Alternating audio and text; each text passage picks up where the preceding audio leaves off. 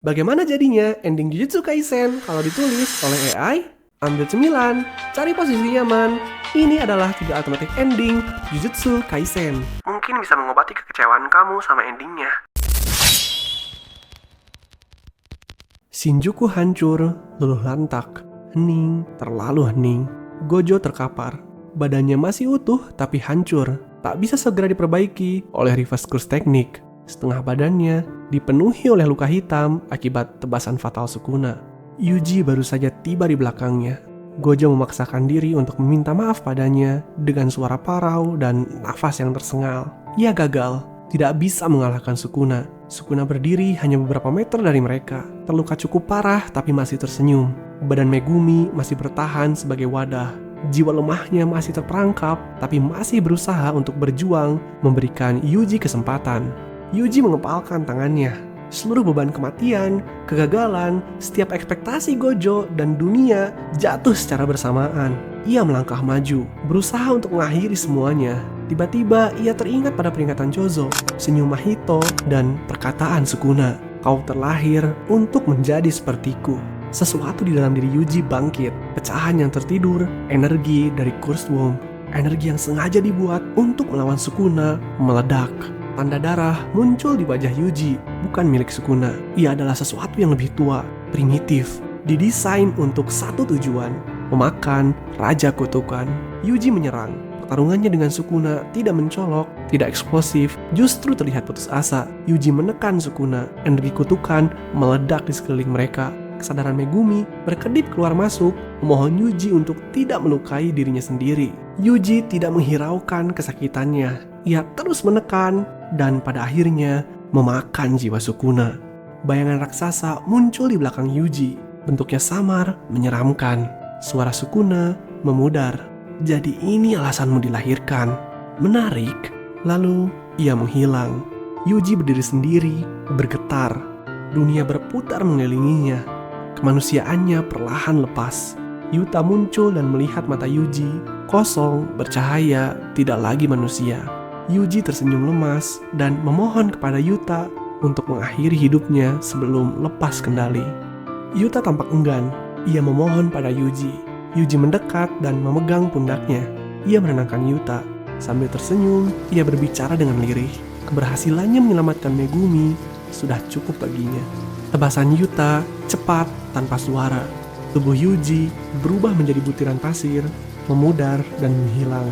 Megumi terbangun. Hal yang pertama ia lihat adalah Gojo, menangis tanpa suara. Sesuatu yang belum pernah ia lihat sebelumnya. Akibatnya terasa hening. Jepang membangun kembali. Kutukan melemah. Dunia bergerak maju. Tapi nama Yuji tidak pernah tercatat dalam catatan publik. Hanya nama yang dikenali oleh penyintas dan janji yang tak akan pernah mereka lupakan. Gojo kalah. Ia jatuh dan berlutut. Sukuna mengangkat tangannya, bersiap melancarkan serangan terakhir. Tapi Yuji dan Yuta mencegahnya. Gojo tersenyum lemas dan meletakkan tangannya di punggung Yuji, menyerahkan Sukuna padanya. Yuji melangkah maju. Sukuna tertawa, meremehkan dan mengejeknya. Tapi Yuji tidak sendirian. Di dalam wadah Sukuna, Megumi berusaha melawan, tapi tidak dengan amarah, melawan dengan kesedihan dan penyesalan. Emosi tersebut mengacaukan domain Sukuna. Yuji menekan Sukuna bukan dengan kekuatan, tapi lewat keretakan emosi di hati Megumi. Yuji berteriak, memohon agar Megumi kembali pulang. Seketika pecahan dunia Megumi muncul. Lapangan salju, Shikigami, ingatan tentang Sumiki.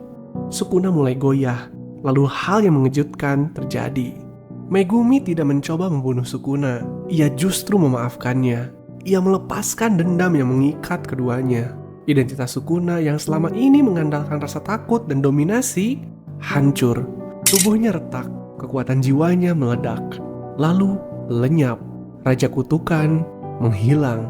Yuji menangkap Megumi yang terjatuh. Ia menangis lega. Gojo duduk di samping mereka dan ia menyebut dirinya sebagai pensiunan guru tua. Akhirnya Yuji bisa tertawa lepas. Jepang terluka, tapi selamat. Dunia terus bergerak maju dengan harapan. Gojo dan Sukuna bertarung dengan kekuatan yang luar biasa. hingga menyobek dimensi realita, menghasilkan retakan besar, sebuah portal kosong berisi memori, penyesalan, kutukan, dan emosi yang pekat. Yuji menghampiri dan tidak ragu untuk masuk. Dunia di dalam terlihat tidak nyata, seperti pikiran yang rusak. Ingatan terdistorsi menjadi kutukan. Yuji melihat bayangan Junpei, Mahito, Nanami, seluruh tragedi yang membentuknya. Lalu ia melihat Sukuna, bukan sebagai monster kutukan, tapi sebagai manusia yang tengah duduk di atas singgasana tulang. Sukuna menjelaskan bahwa manusia menciptakan kutukan karena takut terhadap apa yang dirasakan, dan mereka takkan pernah berubah. Sesosok bayangan menawarkan pilihan pada Yuji, hancurkan Sukuna atau menghisap konsep kutukan ke dalam dirinya sendiri. Yuji memilih pilihan yang tidak masuk akal. Ia rela untuk memikul seluruh kutukan seorang diri. Ia tidak hanya menyerap Sukuna, ia juga menyerap portal tersebut, sumber dari kutukan pertama itu sendiri. Tubuh Yuji menyala, dibalut oleh energi yang tidak manusiawi. Yuji menjadi sesuatu melampaui manusia. Ia adalah penjaga emosi negatif manusia, seorang dewa yang terlahir dari ketakutan manusia yang terpendam. Ketika ia kembali, kutukan yang mendekat luluh dan hancur. Dunia berubah. Tapi Yuji tidak bisa tinggal bersama teman-temannya. Kehadirannya menyembuhkan, tapi juga menghapus kutukan hingga titik yang menyebabkan terganggunya keseimbangan hidup. Megumi berusaha menahan Yuji yang melangkah pergi. Ia yakin Yuji adalah manusia. Sambil tersenyum, Yuji menjawab, meski mereka melupakannya, ia akan terus mengingat mereka selamanya. Dunia melupakan Yuji. Ingatan tentangnya perlahan menghilang, tertelan oleh waktu. Jauh setelah insiden tersebut, di tempat yang tersembunyi, seorang laki-laki dengan hoodinya terus berjalan, bergerak dalam bayangan, menjaga dunia dari kutukan. Jujur, 3 ending ini membuatku terkejut. Seluruh ending yang ditulis terasa masuk akal, tersambung dengan cerita Jujutsu Kaisen dengan natural. Ending favoritku adalah ending yang pertama. Keberanian Yuji, sifat altruistiknya untuk berusaha menyelamatkan orang lain meski harus mengorbankan dirinya, berhasil dimanfaatkan dengan baik, membuat Yuji terasa sangat heroik. Tuliskan ending favoritmu di kolom komentar. Lalu, cara AI memperlakukan Gojo terlihat menarik.